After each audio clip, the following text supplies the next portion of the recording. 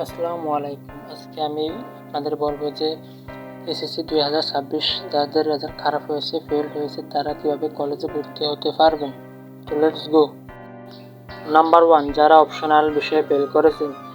তুমি যদি অপশনাল বিষয়ে ফেল করে থাকো তাহলে এখনই হতাশ, তোমার জন্য এখনও কলেজে ভর্তি হওয়ার সুযোগ আছে।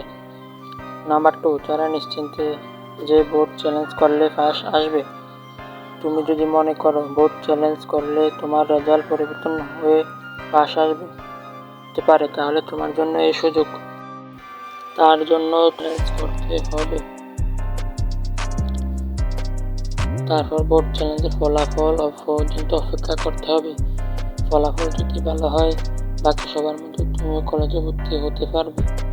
একাদশ শ্রেণীতে কলেজ ভর্তির সুযোগ দেওয়া হবে। তার জন্য কিছু নিয়ম রয়েছে, চলো নিয়মগুলো আমরা ফলো করি। কিছু গুরুত্বপূর্ণ বিষয় মনে রাখতে হবে।